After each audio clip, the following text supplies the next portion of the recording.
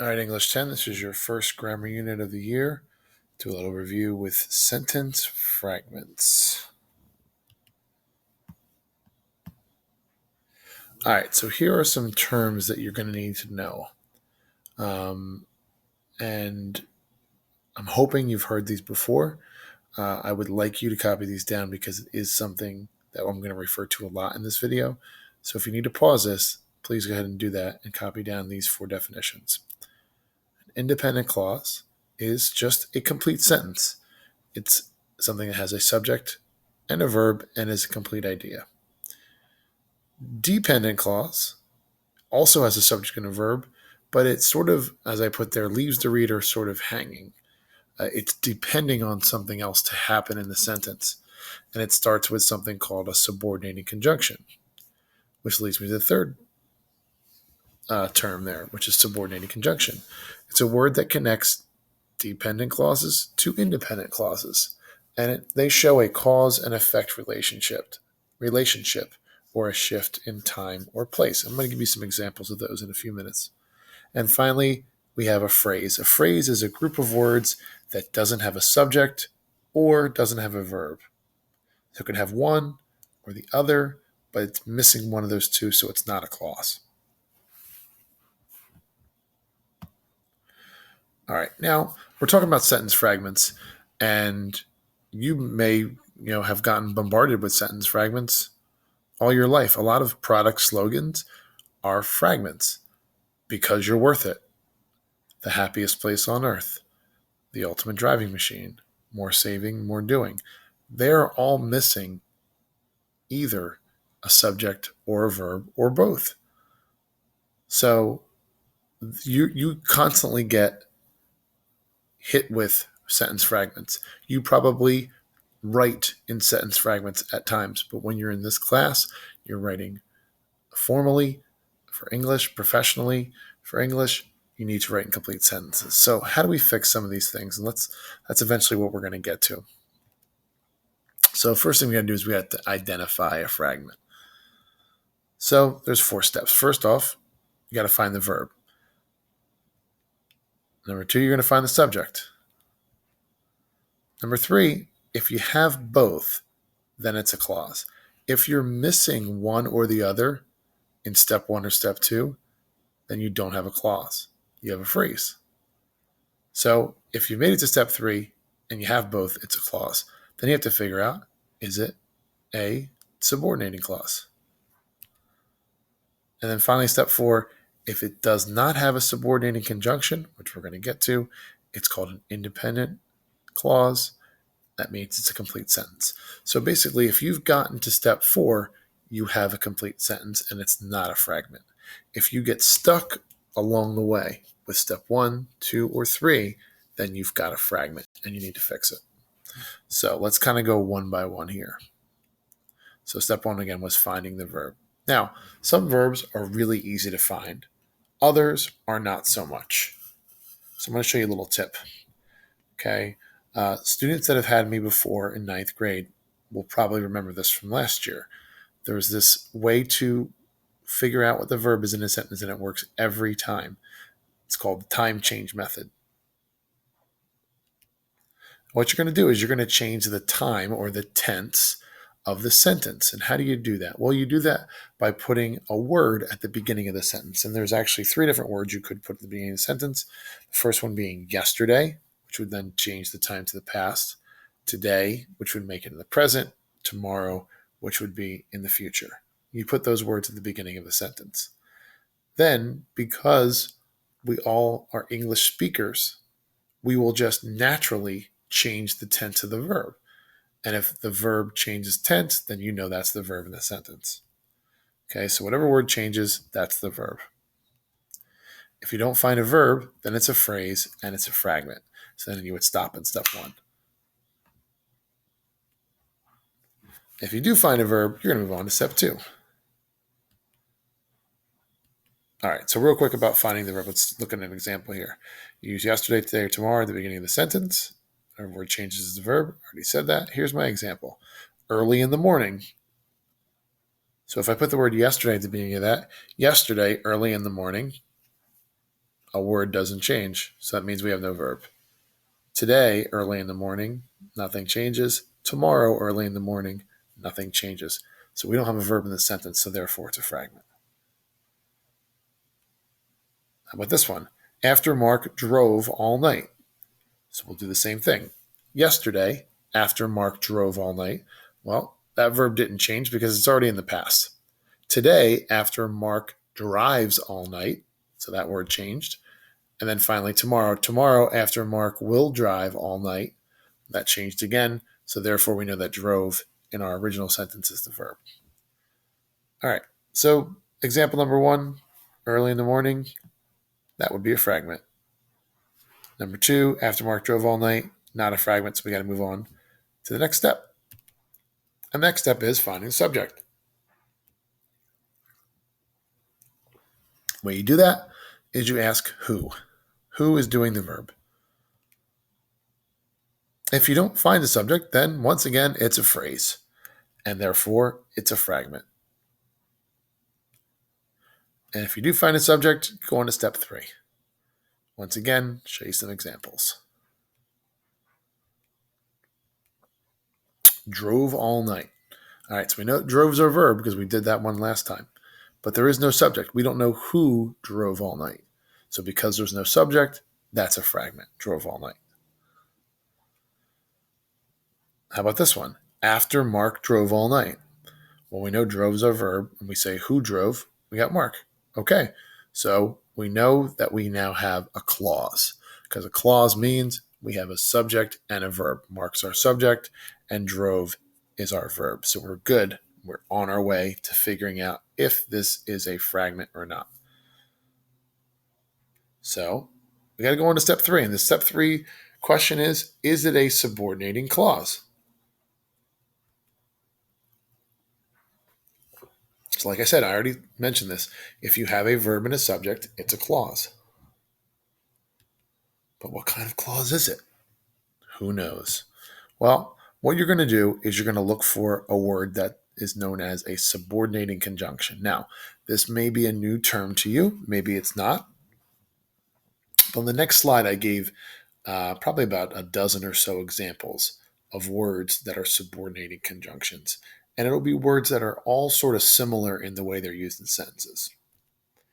If you find one of those words that are on the next slide, then you have what's called a dependent clause, which means it's a fragment. So like I said, if you along the way are missing any of these things, if you're missing a verb, it's a fragment.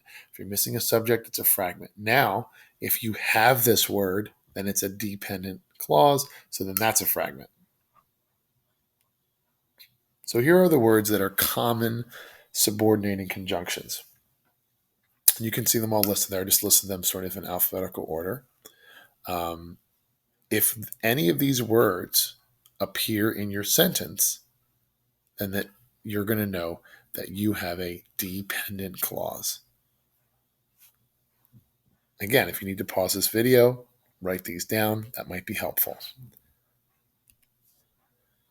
All right, we're still on step 3. Is it a subordinating clause? All right, so we have our sentence again. We have the word drove, and that's underlined because that's our verb. We have Mark circled because that's our subject, but we have one of those subordinating conjunctions. That's the word after. Okay, well, because we have that, and because after is a subordinating conjunction, we know that that is a fragment. After Mark drove all night, you're kind of anticipating more to that sentence. After he drove all night, what happened? Did he go home and sleep for 12 hours? Did he drive all night and see his family? Like, what happened?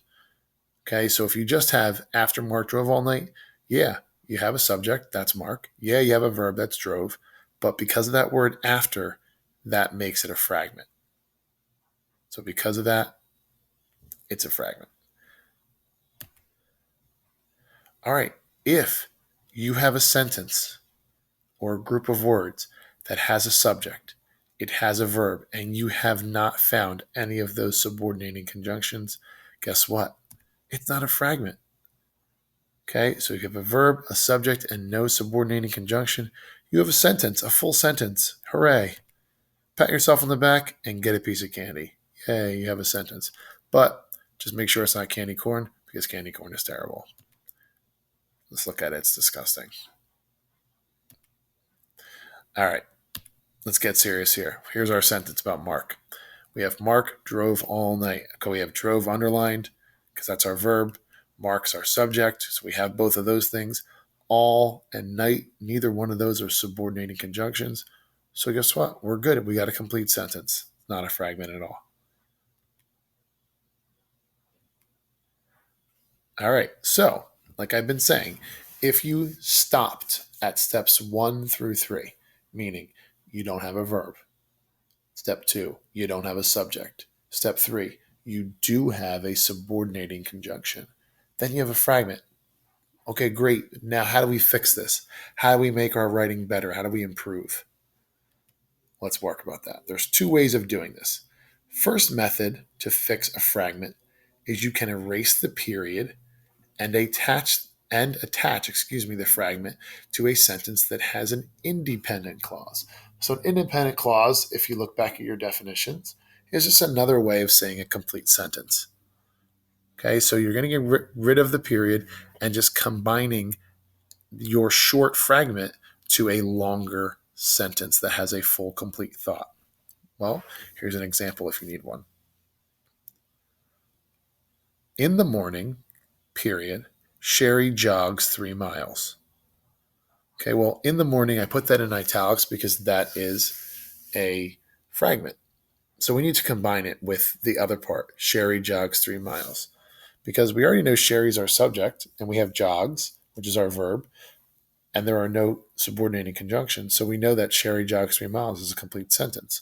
So in the second sentence, I changed it to in the morning, comma, Sherry jogs 3 miles. I put that in pink just so you could see a little bit better. So we just erased or deleted the period. We made it into a comma, and then that becomes a full sentence. You can't just have in the morning by itself. So we need to combine it with a complete thought in an independent clause. Just showing that Sherry is our subject. All right, here's another way. This is another way we could do it. We could put that fragment at the end of the sentence. So here's our original again. In the morning, period, Sherry jogs 3 miles. Again, we have our subject, Sherry. We have jogs, which is our verb. Great. But in the morning, another fragment. So we got to move it. Instead of making the period a comma and leaving it at the beginning, we're going to put it at the end. So again, we have jogs. We have Sherry as our subject. Sherry jogs 3 miles in the morning. So we don't put a comma here. And we just combine those two clauses together. Excuse me, the in the morning is a phrase. So we add the phrase in the morning to the clause Sherry jogs 3 miles, and we have a longer sentence. So either way is acceptable to fix that and to make it a full sentence. All right. Well, again, I told you there's 2 methods to this. So here's the second method. Method number 2, if it's a dependent clause, again, may need to look back at your notes what that is. You can just erase the subordinating conjunction, that word like before or after or until or because, and you can turn it into an independent clause. How do we do that? Well, here's the second method in action. So we have after the dog dug up the flower bed. All right, well, dug is our verb, dog is our subject, and there's the word after. That's one of our subordinating conjunctions. But because we have that first one is a fragment. So all you need to do is just remove the word after and capitalize the T in the. The dog dug up the flower bed. We're good. That's a full and complete sentence. We have our subject, we have our verb, and we just got rid of that subordinating conjunction. So that takes us and fixes that fragment. Now, last thing I'm going to end with, there's no more slides. I'm actually going to go back. I'm going to tell you a little secret. Go back to this list here. Get rid of that awful candy corn. Okay, so we have our subordinating conjunctions. You hopefully copied these down because they're pretty important. And you'll see this word here because. And I guarantee that someone in your life lied to you. an English teacher in your past lied to you and they said you should never start a sentence with because. You certainly can start a sentence with because. But if you just have because and then it ends and it's just a dependent clause, you cannot just start with the because. The reason your teacher told you to avoid starting sentences with because is they didn't want you to write sentence fragments. But hopefully after this video, you can start sentences with because with confidence because you know you have to attach them to an independent clause because. Just kidding. All right, so that's it. If you need to rewatch this video, obviously you can go do that. Hopefully you've taken some notes down. And any questions, let me know. Thank you.